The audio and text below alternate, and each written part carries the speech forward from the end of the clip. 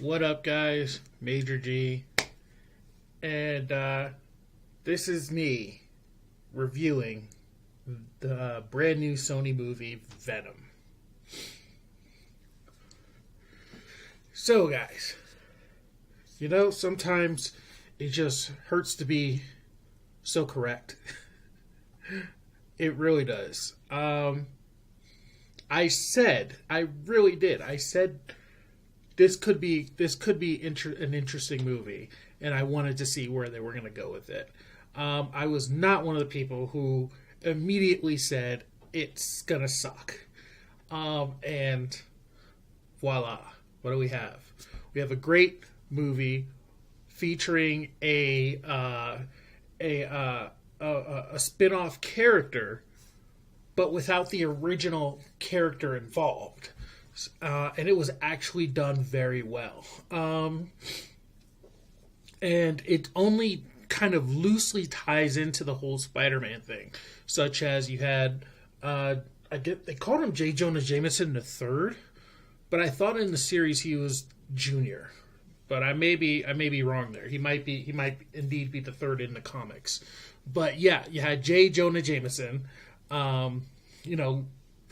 younger J. Jonah Jameson, astronaut J. Jonah Jameson, who, of course, just like in the cartoon show, was a part of bringing the symbiote to Earth. And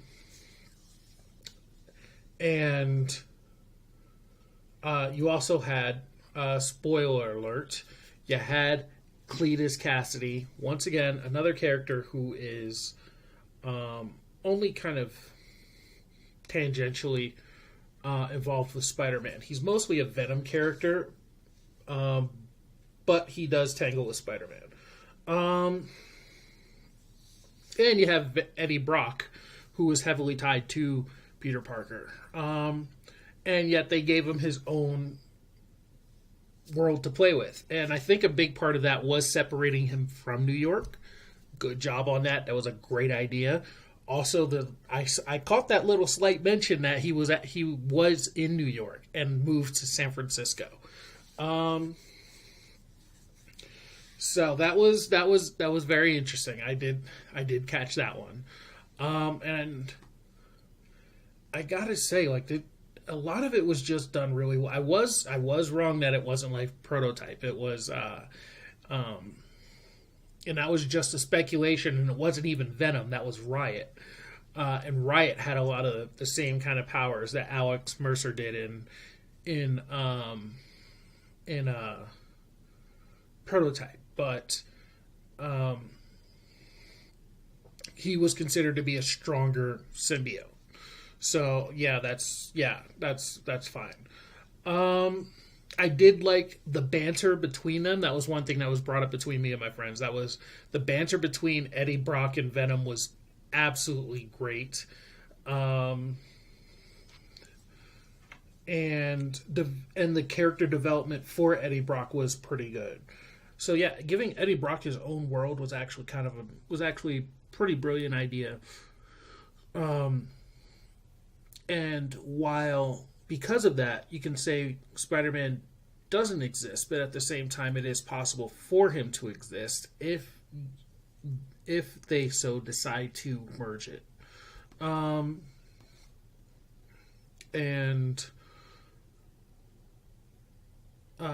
yes, one thing I think I mentioned this in my trailer reaction too. One thing that was absolutely vital to them, to the idea of Venom being his own character, is eliminating all of his Spider-Man-based abilities, or attributes, such as using webbing, sticking to walls, that sort of thing. So ultimately, yes, that was really cool too, because Venom wasn't just a Spider-Man story, he was his own story. And he didn't stick to walls, and whenever he climbed walls, he was using his claws to climb up. And he didn't, and it almost looked like, there was a part where it almost looked like they had spider sense, but I would actually attribute that to the symbiote. The symbiote just being aware of its surroundings, because the symbiote itself doesn't have physical eyes or physical hands or physical mouth. It could actually see everywhere.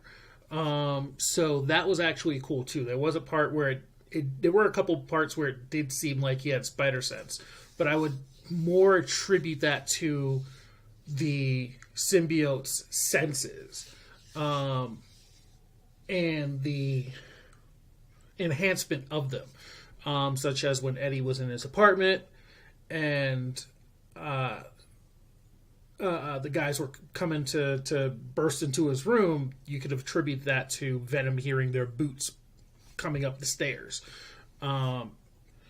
and having been in a part of that lab, knowing the lab experiment and being in the Life organization, knowing that, oh, this is not good.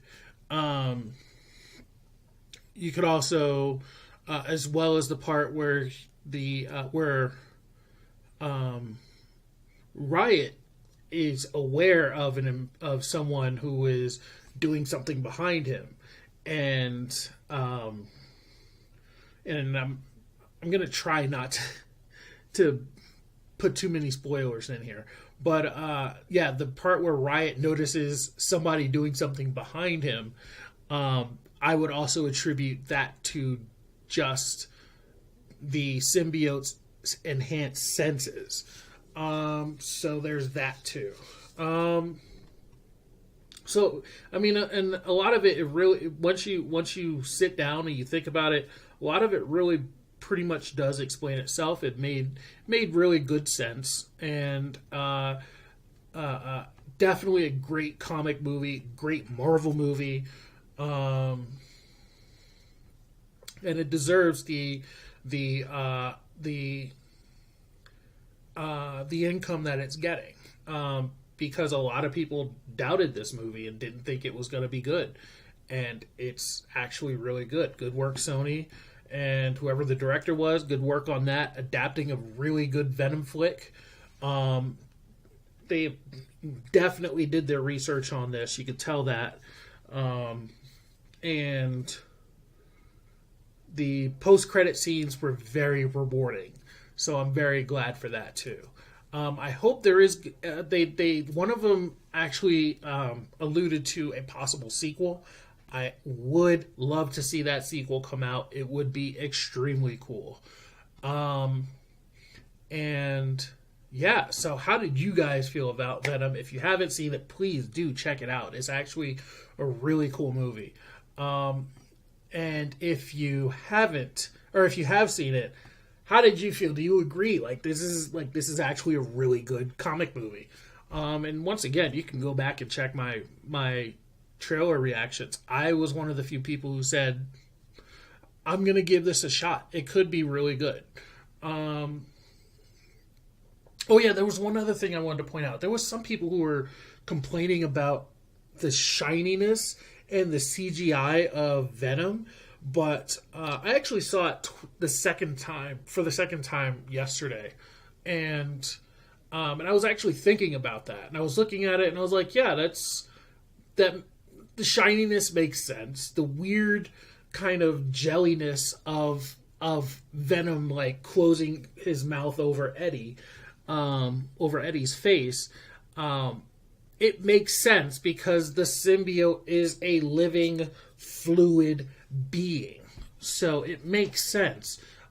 Even, I think in the comics, even Venom is not like a matte, like a straight matte. He's a little bit shiny. I'm pretty sure that's how Todd McFarlane drew him, was a little bit... I remember seeing that for sure in the 90s Spider-Man animated series, that Venom was pretty shiny too. And that's because the symbiote is shiny. The symbiote's kind of a black shiny object. Yeah, but like when he's when like when Venom's in place, when his mouth is in place, it looks solid. But when he's like in symbiote kind of jelly form, it looks a little jelly. So that's one of the things where it's a nice touch. I don't know if that was on purpose, but it was definitely a nice touch.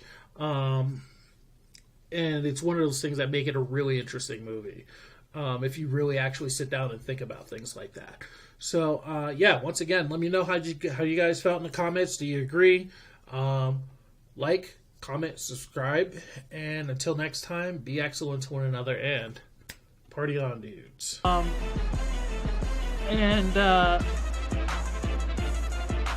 Yeah, once you go into it like that, it's actually a pretty freaking great movie. And you know, this movie was essentially made for two people.